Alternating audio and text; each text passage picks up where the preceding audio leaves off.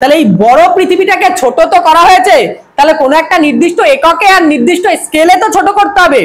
তার জন্য আমাদের স্কেলের প্রয়োজন। সিজিএস হলো আমেরিকান পদ্ধতি আর এফপিএস হলো ব্রিটিশ পদ্ধতি। বোঝা গেল? এইটুকু বোঝ, এটাকে ডিটেলসে বলবো, প্রত্যেকটা একক নিয়ে আলোচনা হবে, প্রত্যেকটা একক নিয়ে বলবো আস্তে আস্তে। এই যে শব্দটা আছে লিনিয়ার, এর মধ্যে আছে লাইন, তাহলে লাইন থেকে লিনিয়ার মনে থাকবে সারা জীবন। কম্পারেটিভ স্কেল, কম্পেয়ার শব্দ থেকে মনে রাখবি। রিপ্রেজেন্টেটিভ ফ্র্যাকশন আরএফ মনে রাখবি সারা জীবন, মুখস্থ থাকবে। গ্রাফিক্যাল, গ্রাফিক্স মানে কি? ছবি বা চিত্র। এখানে দেখা আছে স্টেটমেন্ট, স্টেটমেন্ট মানে বিবৃতি বা ব্যাখ্যা দেওয়া, তো স্টেটমেন্ট স্কেল। এইভাবে তোরা যদি একটা শব্দকে বুঝতে পারিস, একটা শব্দের কোরে পৌঁছাতে পারিস, তাহলে পড়াশোনা অনেকটা সহজ হয়ে যাবে। আজকে আমরা যে টপিকটা পড়বো সেটা দেখ, সেটা কি? স্কেল। স্কেল বলতে কিন্তু আমরা জিওগ্রাফিতে যেটা পড়ি সেটা কিন্তু ম্যাপ স্কেল। বোঝা গেল? জিওগ্রাফিতে আমরা যেটা পড়বো সেটা কিন্তু শুধু স্কেল না, ম্যাপ স্কেল। আস্তে আস্তে আমি এই বিষয়ে আসছি। সবার ফার্স্টে দেখ স্কেল। স্কেল মানে কি? স্কেল মানে মাপনি। বোঝা গেল? স্কেল মানে কি? মাপনি। তার মানে কি? এমন একটা যন্ত্র যে যন্ত্রটা আমাকে কোনো জিনিসকে মাপতে সাহায্য করে। বোঝা গেল? তাহলে স্কেল কি? স্কেল এমন একটা যন্ত্র যে যন্ত্রটা আমাকে কোনো জিনিসকে মাপতে সাহায্য করে। যেমন আমার হাইট কত, সেটা আমি যার মাধ্যমে মাপছি, সেটা কি? সেটা একটা স্কেল। আমার ওজন কত, সেটা আমি যার মাধ্যমে মাপছি, সেটা কি? স্কেল। আমি কতটা হাঁটলাম আজকে, কত কিলোমিটার হাঁটলাম, দূরত্ব, সেটা আমি যার মাধ্যমে মাপলাম, সেটা কি? স্কেল। বোঝা গেল? হ্যাঁ, আমাকে একটা স্কেল দে।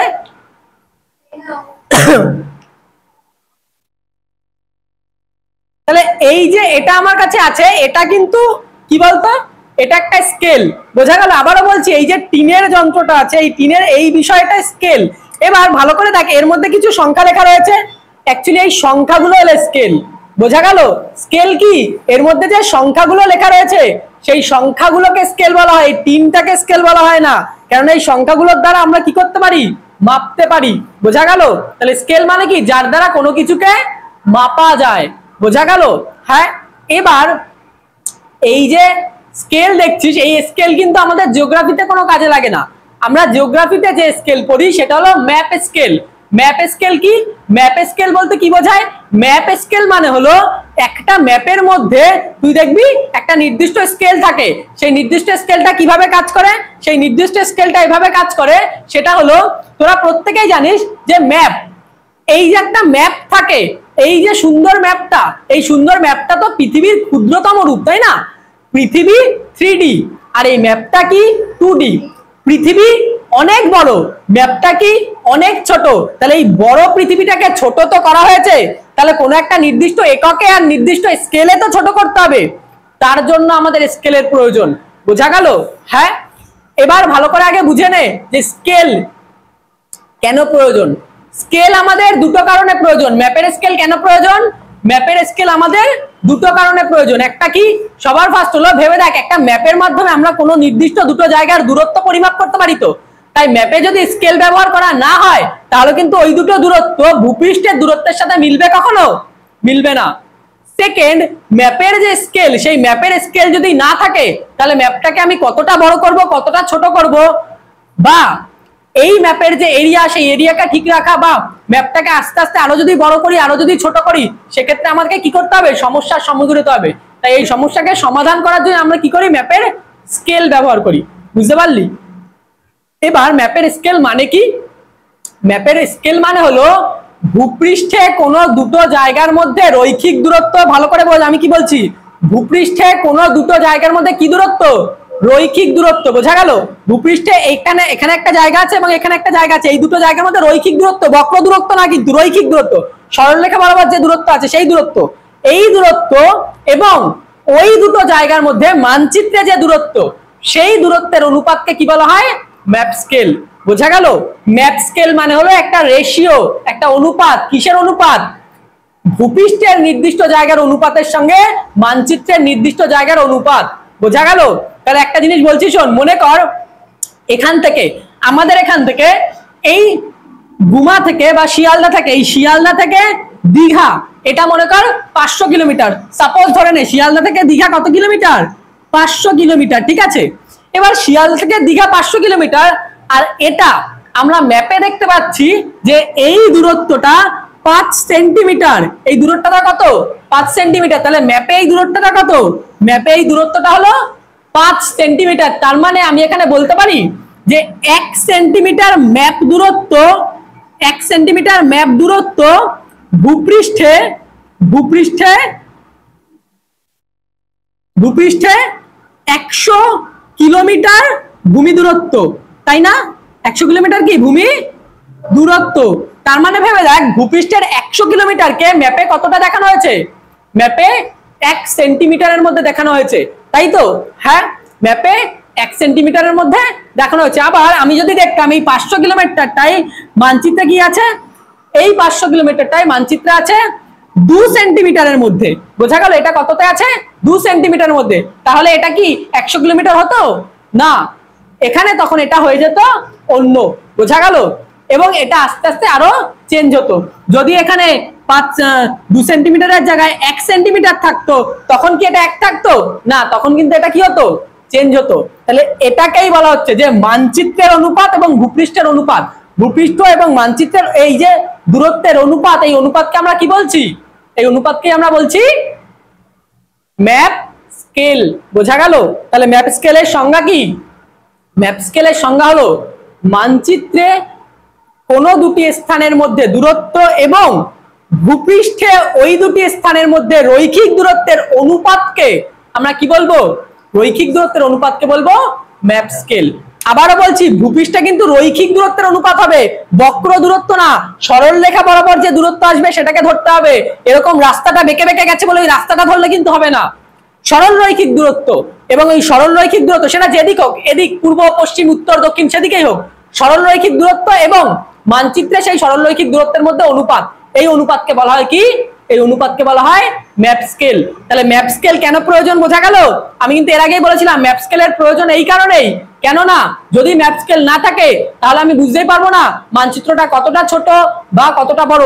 যদি ম্যাপ স্কেল না থাকে তাহলে ওই মানচিত্রে দুটি স্থানের মধ্যে দূরত্ব আমি নির্দিষ্ট বুঝতে পারবো না। নির্দিষ্ট করে যদি বলাই না থাকে তাহলে আমি মানচিত্র ব্যবহার কেনই করব? বোঝা গেল? তার জন্য এই মানচিত্রে স্কেল ব্যবহার করা খুবই গুরুত্বপূর্ণ। বুঝতে পারলি কি বললাম? হ্যাঁ, এবার মানচিত্রে এই যে স্কেল থাকে, এই মানচিত্রের স্কেল কত ধরনের হয় কি বৃত্তান্ত, মানে স্কেলের ক্লাসিফিকেশনটা দেখ, বোঝা গেল? স্কেলের ক্লাসিফিকেশন আমরা দেখব।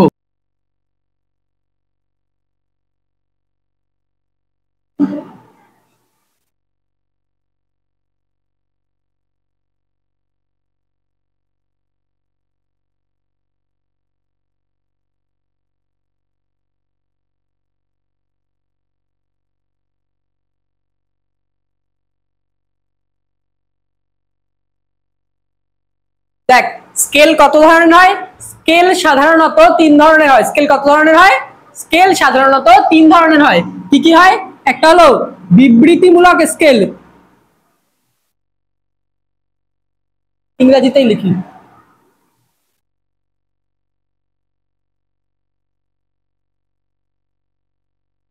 Statement scale. একটা কি? বিবৃতিমূলক স্কেল বা স্টেটমেন্ট স্কেল। সেকেন্ড কি? সেকেন্ড হলো ভগ্নাংশ সূচক স্কেল, এর ইংরেজি হলো রিপ্রেজেন্টেটিভ ফ্র্যাকশন।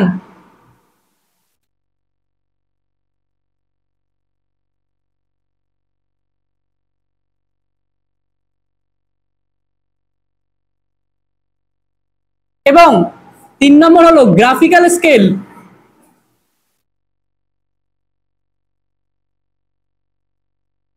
বোঝা গেল? তাহলে স্কেল কত ধরনের? স্কেল 3 ধরনের। সবার ফার্স্টে কি? স্টেটমেন্ট স্কেল বা বিবৃতিমূলক স্কেল। বিবৃতিমূলক স্কেল মানে জানিস? বিবৃতি মানে জানিস? মুখে বলা। আমি যা কিছু মুখে বলছি সেটা কি? বিবৃতিমূলক স্কেল। বোঝা গেল? আমি যা কিছু মুখে বলছি সেটা কি? বিবৃতিমূলক স্কেল।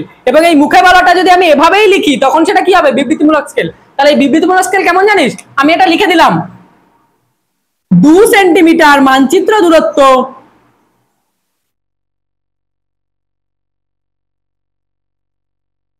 কিলোমিটার ভূমি দূরত্বের সমান।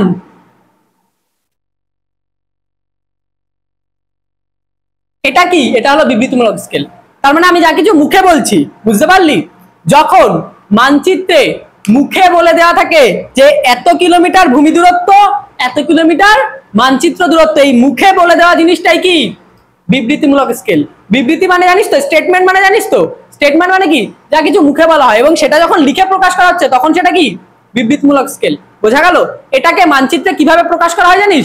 এটাকে মানচিত্রে এভাবে প্রকাশ করা হয় যে 1 সেন্টিমিটার ইকুইভ্যালেন্ট টু 1 কিলোমিটার বা 2 কিলোমিটার বা 3 কিলোমিটার বা 4 কিলোমিটার 10 কিলোমিটার যা ইচ্ছা।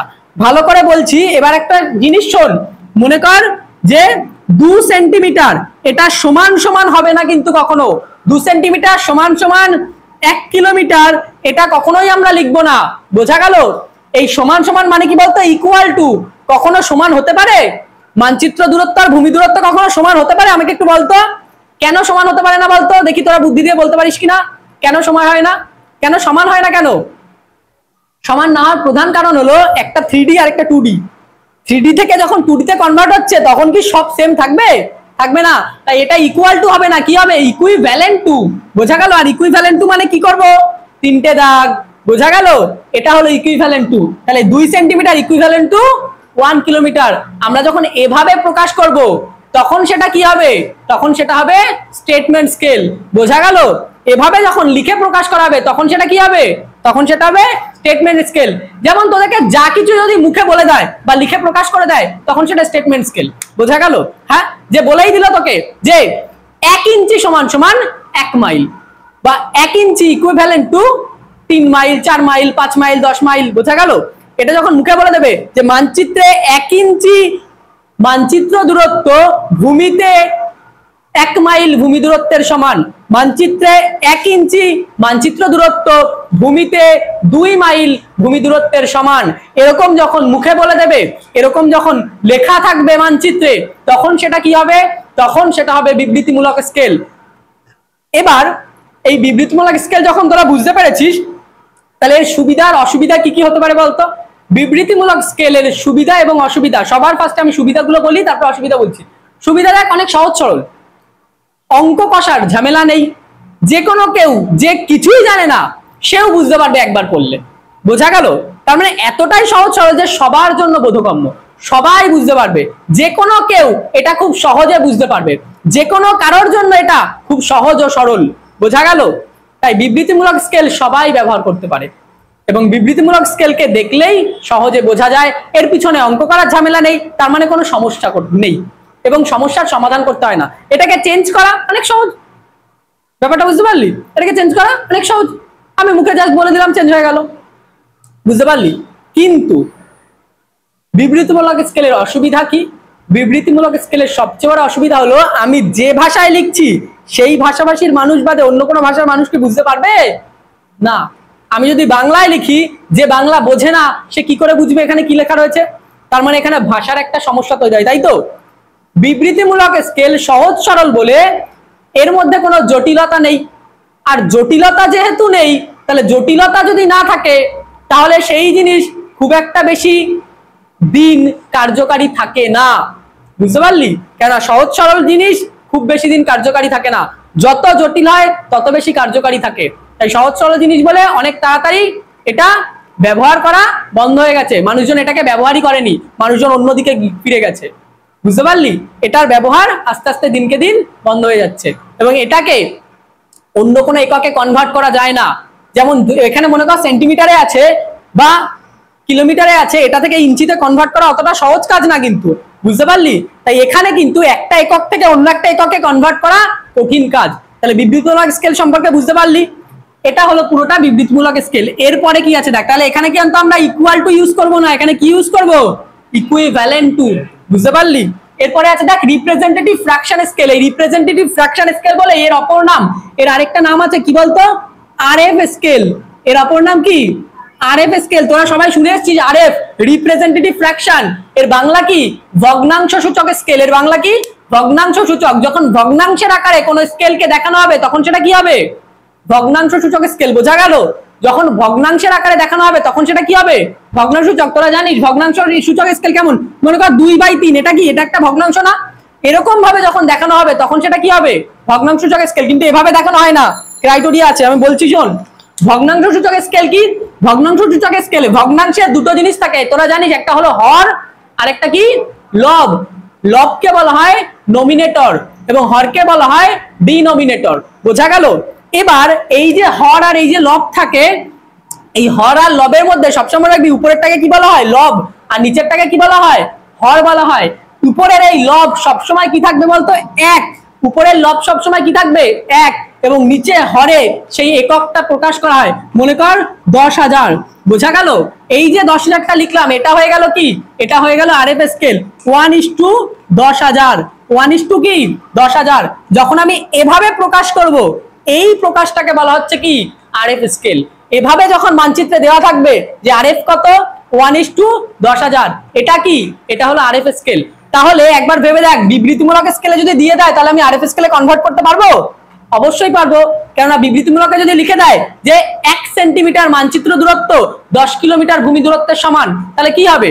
1:10 কিলোমিটার। এবং 10 কিলোমিটারটাকে আমাকে সবসময় মনে রাখবি, এই রিপ্রেজেন্টেটিভ ফ্র্যাকশন স্কেল বা ভগ্নাংশ স্কেলে দুটোর মান একই হবে। এটা যদি সেন্টিমিটার হয়, এটাও কি হবে? সেন্টিমিটার। তাহলে ওটা 10 লাখ সেন্টিমিটার। বোঝা গেল?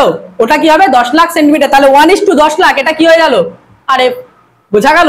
হ্যাঁ, তাই এভাবে কিন্তু আমরা করতে পারি। তাহলে আরএফ এর ফুল ফর্ম কি? Representative fraction. আরএফ স্কেলে কি থাকে? হর এবং লব থাকে।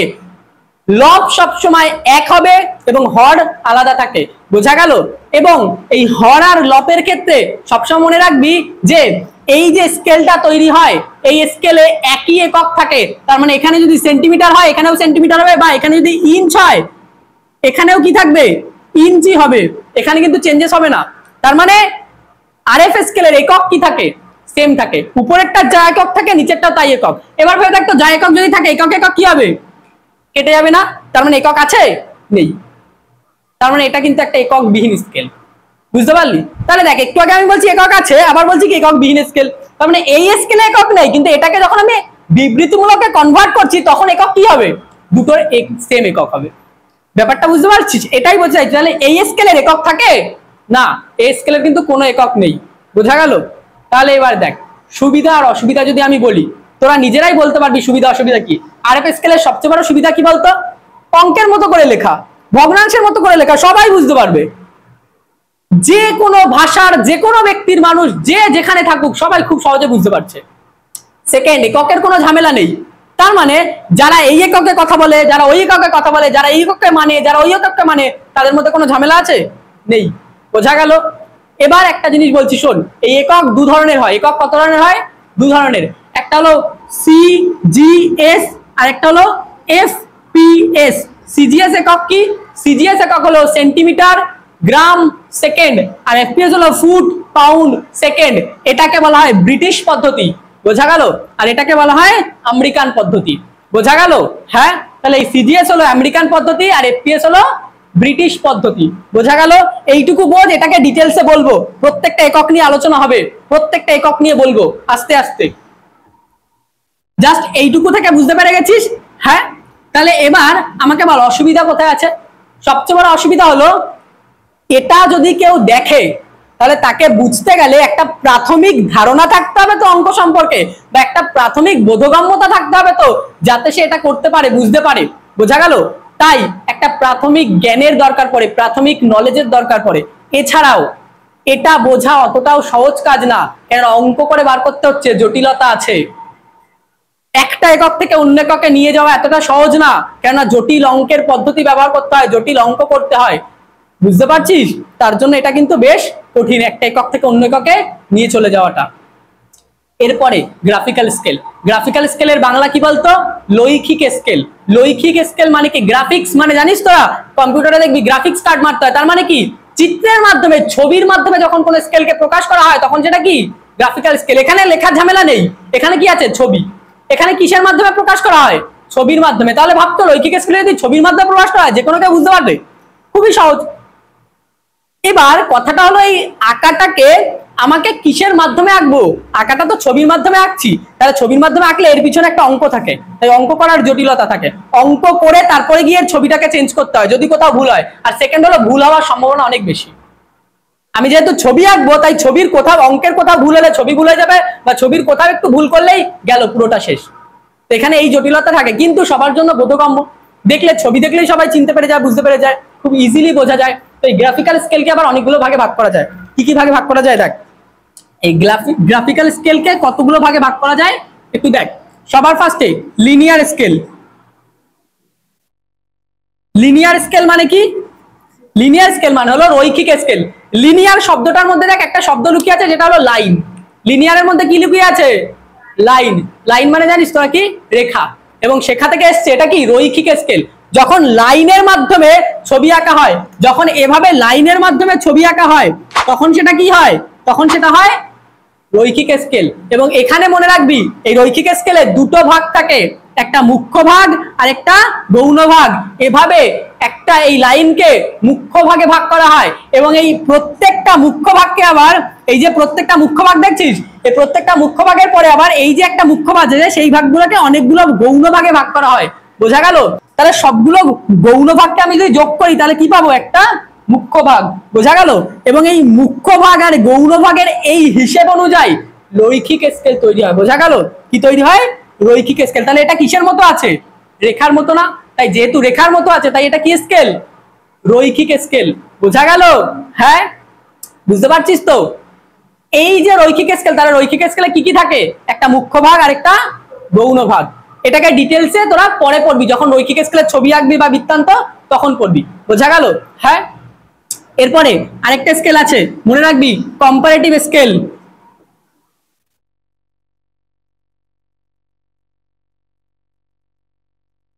আচ্ছা, কম্পারেটিভ মানে কি জানিস? কম্পেয়ার মানে জানিস তোরা কি? কম্পেয়ার মানে কম্পারেটিভ শব্দের মধ্যে দেখ একটা শব্দ লুকিয়ে আছে কম্পেয়ার। যদি তোরা একটা শব্দকে ভালো করে বোঝার চেষ্টা করিস না তাহলে জীবনে তোরা ভুলবি না কখনো শব্দকে। এই যে শব্দটা আছে লিনিয়ার, এর মধ্যে আছে লাইন, তাহলে লাইন থেকে লিনিয়ার মনে থাকবে সারা জীবন। কম্পারেটিভ স্কেল, কম্পেয়ার শব্দ থেকে মনে রাখবি রিপ্রেজেন্টেটিভ ফ্র্যাকশন, আরে মনে রাখবি সারা জীবন, মুখস্থ থাকবে। গ্রাফিক্যাল, গ্রাফিক্স মানে কি? ছবি বা চিত্র। এখানে দেখা আছে স্টেটমেন্ট, স্টেটমেন্ট মানে বিবৃতি বা ব্যাখ্যা দেওয়া, তো স্টেটমেন্ট স্কেল। এইভাবে তোরা যদি একটা শব্দকে বুঝতে পারিস, একটা শব্দের করে পৌঁছাতে পারিস, তাহলে পড়াশোনা অনেকটা সহজ হয়ে যাবে। বুঝতে পারলি? তাহলে এখানে দেখ কম্পারেটিভ স্কেল, কম্পারেটিভ মানে কি? কম্পেয়ার করা বা তুলনা করা। তুলনা করা মানে কি? তুলনা করতে গেলে মনে রাখবি সবসময় দুটো জিনিসকে আনতে হবে না। একটা জিনিসের সাথে তুলনা হয়, আমি তুলনা আমার সাথে অন্য কারোর করবো তারপরে তো তুলনা হবে। আমি নিজের সাথে নিজের তুলনা করতে পারবো? পারবো না। তাহলে এখানে তুলনা করতে গেলে কিসের সাথে তুলনা হবে? একটা স্কেলের কিসের সঙ্গে তুলনা হবে? এককের সাথে। তাহলে যখন কোনো একটা স্কেলে একইভাবে আমি সিজিএস পদ্ধতিও দেখাবো আবার এফপিএস পদ্ধতিও দেখাবো, দুটোই একই স্কেলে দেখাবো, তখন তো সেটা তুলনা হলো। বুঝতে পারলি কি বললাম? একই স্কেলে যখন সিজিএস পদ্ধতিও থাকবে আবার এফপিএস পদ্ধতিও থাকবে, তখন সেটা কি হবে? তুলনা। মনে কর এই স্কেলটা সূত্রপাত, মনে রাখবি এটা, যে এই স্কেলের সূত্রপাত হয়েছিল কিভাবে জানিস? প্রথম বিশ্বযুদ্ধ, দ্বিতীয় বিশ্বযুদ্ধের সময়। বিশেষ করে দ্বিতীয় বিশ্বযুদ্ধের সময় যখন আমেরিকা আর ব্রিটেন এদের মধ্যে এই ম্যাপ তৈরির একটা প্রবণতা তৈরি, স্ট্র্যাটেজি তৈরির জন্য যে যুদ্ধের স্ট্র্যাটেজি, তখন আমেরিকা ইউজ করে সিজিএস পদ্ধতি, ব্রিটেন ইউজ করে এফপিএস পদ্ধতি। সমস্যা কি করে সমাধান করব? দুটো দেশ তো আলাদা একক, মানে একটা দেশে ওজন মাপা হয় পাউন্ডে, দেখবি কেকের ওজন আমরা পাউন্ডে মাপি। আরেকটা দেশে ওজন মাপা হয় কিলোগ্রামে। একটা দেশে দূরত্ব মাপা হচ্ছে মাইলে, ইঞ্চিতে। আরেকটা দেশে দূরত্ব মাপা হচ্ছে কিলোমিটারে। বোঝা গেল? তাহলে এই সমস্যার সমাধান করার জন্য আনা হয় একটা স্কেল, যে স্কেলে ম্যাপ থাকবে এবং এই স্কেলে দুটো বিষয়ই দেখানো থাকবে, একটা সিজিএস আর একটা এফপিএস। তাহলে কারোর কোনো সমস্যা হবে? হবে না। এবং এর জন্যই কম্পারেটিভ স্কেল আনা হয়, এবং কম্পারেটিভ স্কেলে সিজিএস এবং এফপিএস দুটো একসাথে থাকে। এবং এই দুটো একসাথে থাকে এবং তার যে জিরো, সেই জিরোটা সিজিএস আর এফপিএস এর সমান হয়। বুঝতে পারলি? তার মানে আমি এখানে সিজিএস কে দেখালাম এবং এর নিচেই আবার এফপিএস কে দেখালাম, আর এটা যেটা জিরো, এই জিরোটা উপরে সিজিএস এরও জিরো, আবার এখানে এফপিএস এরও জিরো।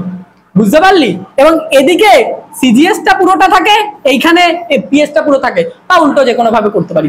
কিন্তু জিরো দুজনের সমান হয়, তারপরে গিয়ে দুজনের স্কেলটা ডাইভার্ট হয়ে যায় বা ভাগ হয়ে যায়, দুজনের স্কেলটা ডিভিশনে ভাগ থাকে, মুখ্য ভাগ এবং গৌণ ভাগে। বোঝা গেল? এটা কি? এটা হলো কম্পারেটিভ স্কেল। এটা অ্যাকচুয়ালি লিনিয়ার স্কেলেরই একটা পার্ট। আমি এটা আলাদা করে, ভালো করে শোন, আমি এটা আলাদা করে লিখলাম, এটা লিনিয়ারেরই পার্ট। এই লিনিয়ার স্কেলই অ্যাকচুয়ালি দু ধরনের, একটা সিম্পল লিনিয়ার স্কেল আর একটা কম্পারেটিভ লিনিয়ার স্কেল। তো আমি কম্পারেটিভ লিনিয়ার স্কেলকে আলাদা করে দেখালাম ঠিকই, কিন্তু এটা এই লিনিয়ার স্কেলের দুটো পার্ট, একটা সিম্পল লিনিয়ার স্কেল যেটা আগে যেটা দেখালাম সেটা, আর কম্পারেটিভ লিনিয়ার স্কেল হলো এটা। বোঝা গেল? তাহলে কম্পারেটিভ লিনিয়ার স্কেল কেন আঁকা হয়, কি বৃত্তান্ত, সুবিধা কি? কারণ এখানে যেহেতু দুটো এককই থাকে তাই ঝামেলা থাকে না, যে যে এককে পারে জানে সে সেই এককে করে ফেলতে পারবে। বোঝা গেল? এবং এরপরে আরেকটা স্কেল আছে, সেটা কি? সেটা হলো ডায়াগোনাল স্কেল।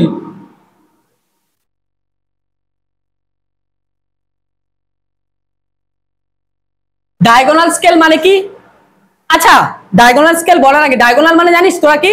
কর্ণ। ডায়াগোনাল মানে জানিস কি? কর্ণ। একটু ভালো করে বোঝ। এটা কি? এটা হলো একটা আয়তক্ষেত্র, বা এখানে আমি যদি একটা বর্গক্ষেত্র আঁকি, এটা কি? এটা একটা বর্গক্ষেত্র। এবার এখান থেকে এখানে যদি আমি জুড়ে দিই, এটা কি হবে? কর্ণ না? তাহলে এটাকে কি বলবো আমরা?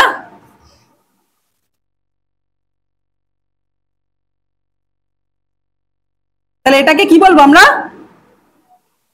কর্ণ। তাহলে এটা কি? এটা হলো কর্ণ। বুঝতে পারলি? তাহলে এই কর্ণ কি, বুঝতে পেরেছিস তো? তাহলে এই ডায়াগোনাল স্কেলে এই কর্ণকে ব্যবহার করা হয়, এবং কর্ণকে ব্যবহার করে আমরা কি করছি? স্কেল নির্মাণ করছি। কিভাবে? আচ্ছা, তোদের প্রত্যেককে আমি যদি বলি যে এত বড় একটা দাগ দিয়েছি, এটাকে 4 ভাগে ভাগ কর, করতে পারবি তো? খুব ইজিলি তুই মাপবি, মেপে দেখলি এটা 10 সেন্টিমিটার, এবং 10 সেন্টিমিটার মানে এটাকে 4 ভাগে ভাগ করলে 2.5 সেন্টিমিটার, তাই তো? খুব ইজিলি আমি ভাগ করে ফেললাম। কিন্তু এবার আমি যদি তোকে বলি যে এইটুকু একটা জায়গা দিলাম, এটাকে 10 ভাগে ভাগ কর, পারবি? এখন মনে হচ্ছে না, উড়ে বাবা, এটাকে আবার 10 ভাগে ভাগ করা সম্ভব জীবনে? বুঝতে পারছিস? কিন্তু সম্ভব। কিভাবে? এই ডায়াগোনাল স্কেলের মাধ্যমে। ডায়াগোনাল স্কেল অ্যাকচুয়ালি এজন্যই আবিষ্কার হচ্ছে যাতে খুবই ক্ষুদ্র ক্ষুদ্র অংশকে আরো ক্ষুদ্র ক্ষুদ্র পার্টে ডিভাইড করতে পারি। বুঝতে পারলি? এই ডায়াগোনাল স্কেলে, এখানে মুখ্য ভাগ এবং গৌণ ভাগের পাশাপাশি প্রগৌণ ভাগও থাকে। বুঝতে পারছিস কি বললাম? ডায়াগোনাল স্কেলে মুখ্য ভাগ এবং গৌণ ভাগের পাশাপাশি কি থাকে? প্রগৌণ ভাগ। তো একটা মুখ্য ভাগ এবং গৌণ ভাগ এর মধ্যে যদি 10-এর পার্থক্য থাকে, তাহলে প্রগৌণ ভাগকে আরো একটা 10টা ভাগে ভাগ করা যায়। বুঝতে পারলি? মানে মুখ্য ভাগের একটা পার্ট হলো গৌণ ভাগ, এবং এই গৌণ ভাগকে আবার 10 ভাগে ভাগ করা যায় প্রগৌণ ভাগ। তার মানে তুই ভাবলে অবাক হবি, একটা মুখ্য ভাগ এবং প্রগৌণ ভাগের সম্পর্ক কত থাকে জানিস? 100। বুঝতে পারলি? হ্যাঁ, 100। তার মানে 100টা ভাগে ভাগ করা যায়। কিভাবে হয় আমি তোকে বলছি, শোন। এখানে এই যে একটা ছোট্ট জায়গা আছে, দেখতে পাচ্ছিস? এই ছোট্ট জায়গার উপরে একটা তুই দাগ টানতে পারবি, এবং এর নিচে একটা তুই দাগ টানতে পারবি না? এবার তুই 10টা ভাগে ভাগ করবি তো, কম্পাসের কাটা বসা, একটা নির্দিষ্ট মাপ নে, 1 2 3 4 5 6 7 8 9 10। বোঝা গেল? আবার এখানে 1 2 3 4 5 6 7 8 9 10 জুড়ে দে, 10টা ভাগে ভাগ করে যাবে। বুঝতে পারছিস? হ্যাঁ, তাহলে ভাব, এই ডায়াগোনাল স্কেলে কিন্তু খুবই একটা ছোট্ট জায়গারও 10টা ভাগে ভাগ করা যায়। বোঝা গেল? স্কেলটা দে আমাকে, আমি দেখাচ্ছি। এই যে স্কেলটা দেখতে পাচ্ছিস, এটা কি? এটা ডায়াগোনাল স্কেল। এবার ডায়াগোনাল স্কেলের এইটা কি? সেন্টিমিটারের জায়গা, এখানে ইঞ্চির জায়গা। এটা দেখ, এখানে 1 ইঞ্চি আছে না? তাহলে এটা পুরোটা কি 1 ইঞ্চি? তাহলে এগুলো এক একটা কি ভাগ বলতো? এগুলো এক একটা কি ভাগ? এগুলো এক একটা কি ভাগ? এগুলো এক একটা কি ভাগ? মুখ্য ভাগ না? তাহলে এটা পুরোটা একটা কি ভাগ? মুখ্য ভাগ। এটা একটা মুখ্য ভাগ। এবার এই মুখ্য ভাগের এই যে এক একটা দাগ আছে, এগুলো কি ভাগ বলতো? গৌণ ভাগ। আর নিচে এখানে আছে, এগুলো এক একটা কি বলতো? প্রগৌণ ভাগ। এই যে এক একটা দাগ আছে, ভেবে দেখ এটা কি? তার মানে এটাকে 0 যদি আমি ধরি, ভালো করে দেখ, এটাকে 0 ধরলে এরপরে 1 আছে, 2 3 4 5 6 7 8 করে 9 10টা ভাগ আছে। তার মানে এখানে এই যে উপরের লাইনটা আছে, সেটা 10টা ভাগ আছে না? আবার দেখ নিচে এভাবে 10টা ভাগ আছে। এবার তাহলে এখান থেকে এই অবধি কি 1 তো? তার মানে এখানে 0, এখানটা কি আছে? 1 আছে। ভালো করে বুঝতে পারবি, এখানে কি আছে? 1 আছে। তার মানে এর মাঝখানে এই যে জায়গাটাই আছে, দেখ এই যে জায়গাটা, এটা কি 0.1 না? ব্যাপারটা বুঝতে পারছি? এটা 0.1, তারপর একটা 0.2 0.3 0.4 0.5 0.6 0.7 0.8 0.9, আর এটা কি 1। তাহলে বুঝতে পারছিস ওই একটা ভাগকে কতগুলো ভাগে ভাগ করছে? এখানে আমি একে দেখাচ্ছি, দেখ এখানে বোঝা যাচ্ছে না, আমি বুঝতে পারছি বোঝা যাচ্ছে না, আমি একে দেখাচ্ছি, ভালো করে দেখ। এই যে একটা জায়গা আছে, ঠিক আছে? হ্যাঁ, এটা একটা জায়গা আছে। এখানে দেখ, আমি এখানে সহজ করে দেখাচ্ছি, দেখ এখানটা দেখ, বুঝতে পারবি। এটা একটা মুখ্য ভাগ, ঠিক আছে? হ্যাঁ, এই মুখ্য ভাগকে আবার অনেকগুলো ভাগে ভাগ করা হয়েছে, ঠিক আছে? এই মুখ্য ভাগকে আবার কি করেছি আমরা? অনেকগুলো ভাগে ভাগ করেছি। বোঝা গেল? 1 2 3 4 5 6 7 8 9 10টা। দেখ এখানে আবার 10টা ভাগে ভাগ করেছি। এবার এটা একটা কি ভাগ? এটা পুরোটাই মুখ্য ভাগ, আর এগুলো এক একটা ভাগ কি ভাগ? গৌণ ভাগ। এবার ভালো করে দেখ, এখানে আমি একটা, দুটো, তিনটে, চারটে, পাঁচটা, ছটা। তাহলে এটা কি, এটা কি হবে? গৌণ ভাগের কতগুলো ভাগ? তাহলে এটা মুখ্য ভাগ, এটা পুরোটা মুখ্য ভাগ, আর গৌণ ভাগে 1 2 3 4 5 6 7 তো, ঠিক আছে। এবার আমি যদি এই কর্ণ দিয়ে জুড়ে দিই এটাকে এভাবে, বুঝতে পারছিস? এই দাগগুলোই দেখ তোদের স্কেলে দেওয়া আছে, বুঝতে পারলি? শুধু এই দাগগুলো দেওয়া নেই। এবার ভালো করে দেখ, এখানে কি ছিল? 0 না? আর এখানটা কি 1 না? এই এখানে তাকা, এখানে কি 0 তো, আর এখানে কি 1 না? এবার এখান থেকে এইটাকে, তার মানে এই যে ক্ষুদ্রতম পার্টটা, এটা কি 1 তো, তার মানে এর উপরে এই যে জায়গাটা, এটা কি 0.9 না? এখানে যে জায়গাটা, এটা কি 0.8, এই যে জায়গাটা এটা 0.7, এখানে যে জায়গাটা 0.6, এখানে 0.5, 0.4, 0.3, 0.2, 0.1, আর এটা 0। তাহলে বুঝতে পারছিস এই একের ভাগকেও কতগুলো ক্ষুদ্র ক্ষুদ্র ভাগে ভাগ করেছে। তারপরে আবার এখানে দেখ 2 না, তার মানে এখানে কি হবে 1.9, 1.8, 1.7, 1.6, 1.5, 1.4, 1.3, 1.2, 1.1। বুঝতে পারছিস ডায়াগোনাল স্কেলে কিভাবে ভাগটা হয়েছে? তাহলে এই যে কর্ণগুলো জুড়ে দিয়েছি আমি জাস্ট, এবং কর্ণগুলো জুড়ে আমি একটা মুখ্য ভাগকে গৌণ ভাগে ভাগ করলাম, আবার গৌণ ভাগকে আবার 10টা প্রগৌণ ভাগে ভাগ করলাম। তার মানে এটা পুরোটা কি ছিল? এটা পুরোটা একটা মুখ্য ভাগ ছিল, তাকে আমি কটা ভাগে ভাগ করলাম? 10টা গৌণ ভাগে ভাগ করলাম, এবং 10টা গৌণ ভাগ থেকে 100টা প্রগৌণ ভাগে ভাগ হয়ে গেল। বুঝতে পারছিস? কেননা এগুলো এক একটা 100টা প্রগৌণ ভাগে কি করে হয়ে গেল? ভাগ হয়ে গেল। তার মানে একটা মুখ্য ভাগ সমান সমান 100টা কি প্রগৌণ ভাগ, আর একটা মুখ্য ভাগ সমান সমান 10টা গৌণ ভাগ। ডায়াগোনাল স্কেল কি কাজ করে বুঝতে পারছিস? তো একটা অতি ক্ষুদ্র থেকে অতি ক্ষুদ্র জায়গাকেও আমরা কি করতে পারি? ভাগ করতে পারি। এবং যেটা তোরা এতদিন অবধি ছোটবেলায় ভাবতি যে ক্ষুদ্র অংশটাকে আমরা কি করে ভাগ করতে, ভাগ করা সম্ভব না, জাস্ট ডায়াগোনাল স্কেল এই কাজটাকেই ইজি থেকে ইজিতর করে দিয়েছে। বুঝতে পারলি ডায়াগোনাল স্কেলের ভাগ কোথায় কাজ করছে? এবং এই ডায়াগোনাল স্কেল তোদের কিন্তু কাজে লাগবে, বোঝা গেল? হ্যাঁ, তাহলে ডায়াগোনাল স্কেল এখানে বুঝতে পেরেছিস এই অবধি। এবার আমাকে বল ডায়াগোনাল স্কেলের সুবিধা আর অসুবিধা। তাহলে ডায়াগোনাল স্কেলের সবচেয়ে বড় সুবিধা কি বলতো? অতি ক্ষুদ্র থেকে ক্ষুদ্র ক্ষুদ্র অংশকে আমরা কি করতে পারছি? ভাগ করতে পারছি, বোঝা গেল? হ্যাঁ, এবং এই ভাগটা করার মাধ্যমে আমি কিন্তু খুব ক্ষুদ্র ক্ষুদ্র জায়গার এই ডিভিশনের মাধ্যমে আমি এটাকে বুঝতে পারছি যে ওই জায়গার মধ্যে দূরত্ব কি হবে, কত হবে, বোঝা গেল? হ্যাঁ, কিন্তু ডায়াগোনাল স্কেলের অসুবিধা কি বলতো? আঁকা জটিল, ভয়ানক ঝামেলা আঁকা। এ আঁকা এত সহজ কাজ না। গ্রাফিক্যাল স্কেল হলেও এটা আঁকার মধ্যে একটা বিশেষ কি আছে? ঝামেলা আছে, বোঝা গেল? এর জন্যই ডায়াগোনাল স্কেল কিন্তু জটিল। ডায়াগোনাল স্কেল সহজে বোধগম্য না, বোঝাতে হবে। এই যে তোদেরকে যেমন আমার বোঝাতে হলো তারপরে বুঝতে পারলি, ঠিক সেরকম ডায়াগোনাল স্কেল কেউ যদি না বোঝে, তার যদি পূর্বের অভিজ্ঞতা না থাকে, তাহলে সে বুঝতে পারবে? পারবে না, বোঝা গেল? হ্যাঁ, কিন্তু অন্য যে কোনো স্কেল খুব সহজে বুঝতে পারবে। ডায়াগোনাল স্কেলের সুবিধা অসুবিধা সব বুঝতে পেরেছিস? ব্যাস, এই অবধি থাকছে। আমি এই ভার্নিয়ার, এর পরে ভার্নিয়ার স্কেলটা বলবো, তার আগে আমার একটু ব্রেক দরকার। বন্ধ না, এটাকে দাঁড়া। আচ্ছা শোন, এবার অনেকটা ব্রেক নেওয়া হয়ে গেছে, এবার শোন। লাস্ট আমরা আরেকটা স্কেল যেটা পড়বো সেটা হলো ভার্নিয়ার স্কেল। আমরা লাস্ট, এটা অন করা আছে? হ্যাঁ হ্যাঁ, ঠিক আছে। আচ্ছা দেখ, আমরা লাস্ট যে স্কেলটা পড়বো সেটা হলো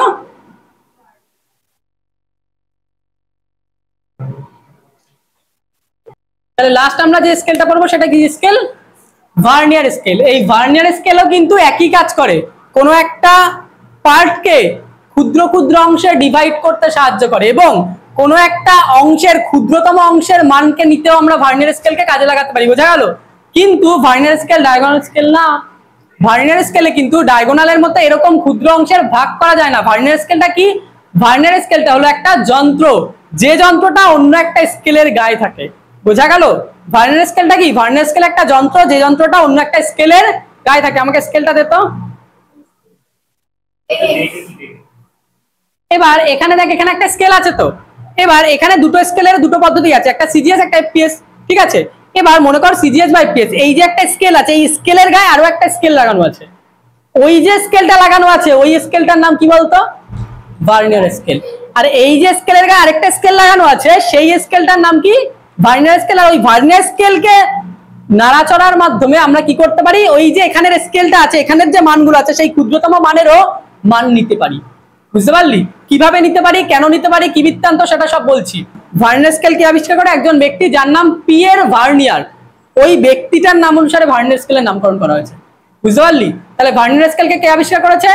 পিয়ের ভার্নিয়ার। কত সালে ভার্নিয়ার স্কেল আবিষ্কার করা হয়? 1631 সালে। কে আবিষ্কার করে? Pierre vernier. এবং এই পিয়ের ভার্নিয়ার এই ভার্নিয়ার স্কেল আবিষ্কার করেছিল বলে তার নাম অনুসারে এই স্কেলের নাম হয়েছে কি? Vernier scale. বোঝা গেল? এবার যেটা বলছি সেটা শোন। এই যে ভার্নিয়ার স্কেল দেখতে পাচ্ছিস, এই ভার্নিয়ার স্কেল কি? একটা স্কেল যেটা অন্য একটা স্কেলের গায়ে থাকে। এবার এই স্কেলের গায়ে একটা স্কেল আছে, কিছু কিছু ক্ষেত্রে আমরা কি জানিস, ভার্নিয়ার স্কেলকে নাড়াচাড়া করতে পারি এবং এই ভার্নিয়ার স্কেলকে নাড়াচাড়া করে আমরা পাঠ গ্রহণ করতে পারি। তাহলে কিছু কিছু স্কেলে এটা কি? মূল স্কেল। আর এর সাথে লাগানো আছে কি? Vernier scale. মূল স্কেল স্থির থাকে, ভার্নিয়ার স্কেলকে কি করা যায়? নাড়াচাড়া করা যায়। আবার কিছু কিছু ক্ষেত্রে ভার্নিয়ার স্কেল স্থির থাকে, মূল স্কেলকে কি করা যায়? নাড়াচাড়া করা যায়। এগুলো কিছু ইনস্ট্রুমেন্ট আছে, যে ইনস্ট্রুমেন্টে এই স্কেলগুলো আছে। বুঝতে পারলি? ইনস্ট্রুমেন্টগুলো কি কি? থিওডোলাইট বলে একটা ইনস্ট্রুমেন্ট আছে, তোরা শুনেছিস? এই থিওডোলাইট ইনস্ট্রুমেন্টে কিন্তু মূল স্কেল যেটা থাকে সেই মূল স্কেলকে নাড়াচাড়া করা যায় এবং ভার্নিয়ার স্কেল কি থাকে? ভার্নিয়ার স্কেল স্থির থাকে। এছাড়া ব্যারোমিটার, এই যে ব্যারোমিটার, এই ব্যারোমিটারে কেমন থাকে জানিস? ব্যারোমিটারে ভার্নিয়ার স্কেলকে কি করতে পারি বলতো? আমি নাড়াচাড়া করতে পারি। ব্যারোমিটারে এই যে মূল স্কেল থাকে, এই মূল স্কেলটা স্থির থাকে এবং ভার্নিয়ার স্কেলকে কি করা যায়? নাড়াচাড়া করা যায়। এছাড়া সেক্সট্যান্ট যন্ত্র আছে, আরো স্ফেরোমিটার যন্ত্র আছে। এই সমস্ত যন্ত্রে কিন্তু একইভাবে কাজ করা যায়। আর থিওডোলাইটে একমাত্র অন্যভাবে কাজ করা যায়। থিওডোলাইটে একমাত্র মূল স্কেল কি থাকে? মূল স্কেল চলাচলা করে এবং ভার্নিয়ার স্কেল কি থাকে? স্থির থাকে।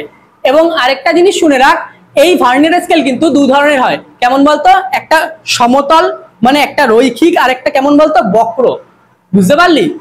একটা কেমন থাকে? রৈখিক। আর একটা কেমন থাকে? বক্র মানে বাঁকানো। বোঝা গেল? যেটা রৈখিক সেটার মাধ্যমে কিন্তু রৈখিক মান নেওয়া যায়, আর যেটা বাঁকানো সেটার মাধ্যমে ডিগ্রির মান নেওয়া যায়। বুঝতে পারলি? হ্যাঁ। এবার আরেকটা জিনিস বোঝ, যেটা বলছি যে এটা মনে কর একটা মূল স্কেল, ঠিক আছে? এটা কি? এটা একটা মূল স্কেল। মনে কর এখানে একটা মূল স্কেল আছে, ঠিক আছে? এটা একটা মূল স্কেল। এখানে কটা ভাগ আছে? একটা, দুটো, তিনটে, চারটে, পাঁচটা, ছটা, সাতটা, আটটা, 9টা এবং 10টা। ঠিক আছে? তাহলে এটা একটা মূল স্কেল। এই মূল স্কেলে কটা ভাগ আছে? 10টা ভাগ আছে। বোঝা গেল? তাহলে এখানে দেখ, আমি লিখে দিচ্ছি 1 2 3 4 5 6 7 8 9 10। ঠিক আছে? তাহলে এখানে 10টা ভাগ আছে। এবার ভার্নিয়ার স্কেল কি থাকে? এর সাথেই লাগানো থাকে। এবং ভার্নিয়ার স্কেলের মান কেমন থাকে বলতো? এই যে মূল স্কেল, মূল স্কেলের 9টা ভাগ, ভার্নিয়ার স্কেলে কটা ভাগ বলতো? 10টা ভাগ। বুঝতে পারলি? মূল স্কেলের 9টা ভাগ, ভার্নিয়ার স্কেলের কটা ভাগ? 10টা ভাগ। বোঝা গেল? 1 2 3 4 5 6 7 8 9 10। ঠিক আছে? যাই হোক, তাহলে মূল স্কেলের 9টা ভাগ, ভার্নিয়ার স্কেলের কটা ভাগ? 10টা ভাগ। এবং যেখানে গিয়ে এটা মার্চ করে যায়, মনে কর যেটার সাথে, সেখান থেকে মূল পাঠ নেওয়া কি হয়? শুরু হয়। বুঝতে পারলি? তার দিকে থাকলে পাঠ গ্রহণ শুরু হয় এবং পাঠ গ্রহণটা পজিটিভ থাকে অ্যাকচুয়ালি। আর এই পাশে থাকলে পাঠ গ্রহণটা কি থাকে? নেগেটিভ হয়। বুঝতে পারলি? তাহলে ভার্নিয়ার স্কেলের মূল পাঠের সঙ্গে মূল স্কেলের পাঠের যে মিল থাকে, যে সরলরেখায় মিলে যায় ওটা, এই মিলে যাওয়া সরলরেখা থেকে পাঠ গ্রহণ কি হয়? শুরু হয়। এর এপাশ পজিটিভ আর এপাশ নেগেটিভ। এবার আরেকটা জিনিস বলছিলাম, ভার্নিয়ার স্থিরাঙ্ক বা ভার্নিয়ার কনস্ট্যান্ট। স্থিরাঙ্ক মানে জানিস কনস্ট্যান্ট, ভিসি। ভার্নিয়ার কনস্ট্যান্টটা কি? এই যে একটা মাপ, এটা একটা কি? ভার্নিয়ার স্কেলের ন্যূনতম পাঠ, ভার্নিয়ার স্কেলের ন্যূনতম মান। আর এটা কি? মূল স্কেলের ন্যূনতম মান না? তাহলে ভার্নিয়ার স্কেল এবং মূল স্কেলের ন্যূনতম মানের যে ব্যবধান, সেই ব্যবধানকে কি বলা হচ্ছে? Vernier constant. বুঝতে পারলি? তার মানে ভিসি কি বলতো? এই ভিসি বা ভার্নিয়ার কনস্ট্যান্ট সমান সমান ভার্নিয়ার স্কেলের ন্যূনতম মান এবং মূল স্কেলের ন্যূনতম মানের ব্যবধান। বুঝতে পারলি? হ্যাঁ, এটা হলো ভিসি সমান সমান কি? মিনিমাম ভ্যালু,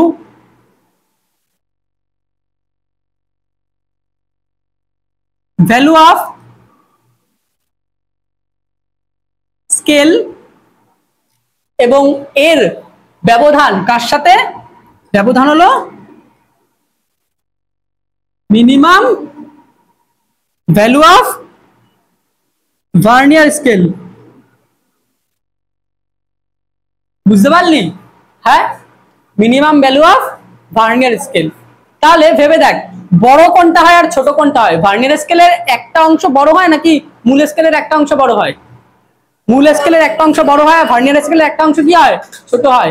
আর এই যে ডিফারেন্সটা এটাকে কি বলা হচ্ছে? আমাদের ভার্নিয়ার কনস্ট্যান্ট। বোঝা গেল? হ্যাঁ, ব্যাস এইটুকুই বোঝ, আর বেশি কিছু দরকার নেই। বাদ বাকিটা আমরা ডিটেলসে পরে পড়বো। কি বললাম বুঝতে পারলি? ছুটি হয়নি এখনো, দেরি আছে ছাগল, এখনো বলতে বাকি আছে অনেক কিছু।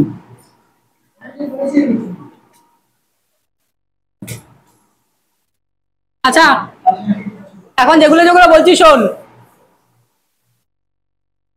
মুছে দেবো এটা, একটা ছবি ক্লিক করে রাখ।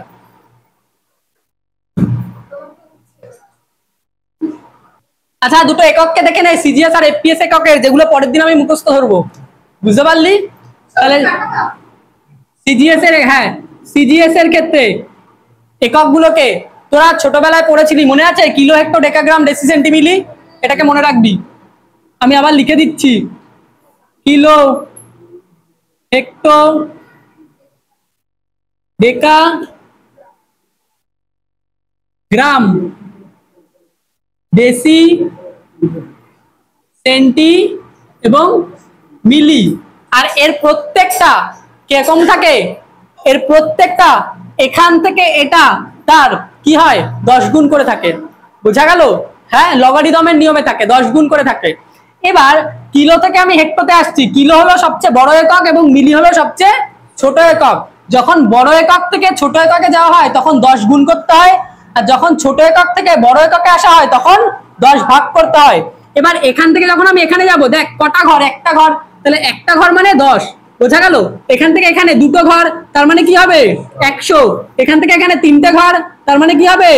1000। এখান থেকে এখানে চারটে ঘর, তার মানে 10,000। এখান থেকে এখানে 5টা ঘর, তার মানে কি হবে? 1 লাখ। তার মানে 1 কিলোমিটার সমান সমান কত সেন্টিমিটার? 1 লাখ সেন্টিমিটার। বোঝা গেল? আবার এখান থেকে এখানে যখন যাচ্ছি মিলিমিটারে, 10 লাখ। বুঝতে পারলি? হ্যাঁ, তার মানে 10 লাখ মিলিমিটার সমান সমান কি হবে? 1 লাখ সেন্টিমিটার। বোঝা গেল? আর এখান থেকে এখানে যখন এখানে ভাগ হয়ে যাবে, এটা পুরোটা পয়েন্টে চলে আসবে। বুঝতে পারলি? এই পুরোগুলো এতগুলো শূন্যের পরে গিয়ে কি হবে? 1 বসবে, পয়েন্টে বসবে। বোঝা গেল? যেমন এখান থেকে এখানে আয় 0.1, এখান থেকে এখানে আয় 0.01। বোঝা গেল? এভাবে 0.000001 হবে। বোঝা গেল?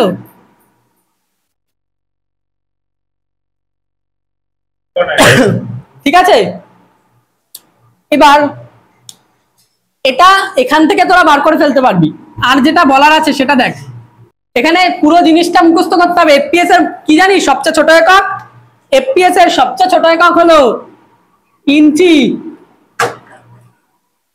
এবং সবচেয়ে বড় হলো মাইল। দেখ যেগুলো যেগুলো বলছি, দেখ 1 মাইল সমান সমান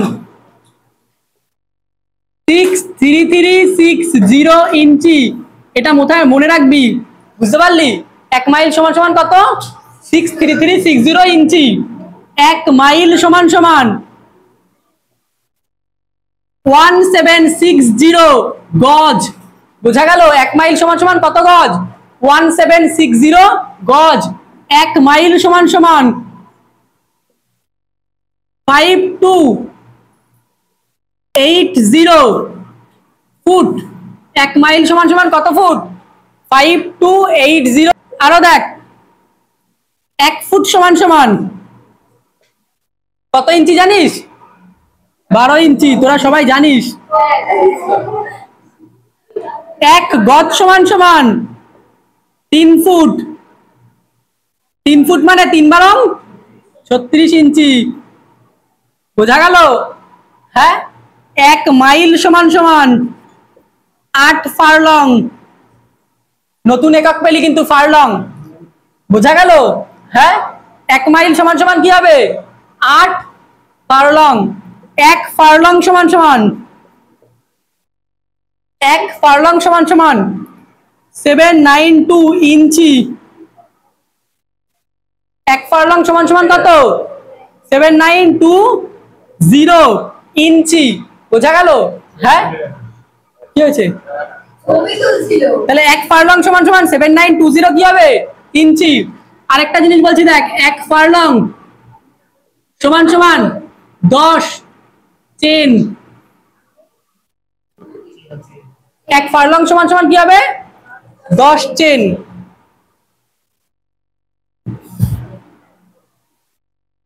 1 চেন সমান সমান 1 চেন সমান সমান মনে রাখবি 660 ফুট হবে। আর 1 চেন সমান সমান 220 গজ। বোঝা গেল? হ্যাঁ আর কিছু মনে হয় আপাতত নেই, যা ছিল সবই লেখা হয়ে গেছে। আচ্ছা আরেকটা জিনিস বাকি আছে। 1 চেইন সমান সমান 792 ইঞ্চি। বোঝা গেল? 1 চেইন সমান সমান 792 ইঞ্চি। আচ্ছা আবার বলছি একটু দেখে নে। 1 মাইল সমান সমান 63360 ইঞ্চি। বোঝা গেল? 1 মাইল সমান সমান 63360 ইঞ্চি। 1 মাইল সমান সমান 1760 গজ। 1 মাইল সমান সমান 5280 ফুট। 1 ফুট সমান সমান 12 ইঞ্চি। 1 গজ সমান সমান 3 ফুট 36 ইঞ্চি। 1 মাইল সমান সমান 8 ফারলং। 1 ফারলং সমান সমান 7920 ইঞ্চি। 1 ফারলং সমান সমান 10 চেন। 1 চেন সমান সমান 660 ফুট। 1 চেন সমান সমান 220 গজ। আর 1 চেন সমান সমান 792 ইঞ্চি। বোঝা গেছে? হ্যাঁ খতম। Tata bye bye, see you not for my.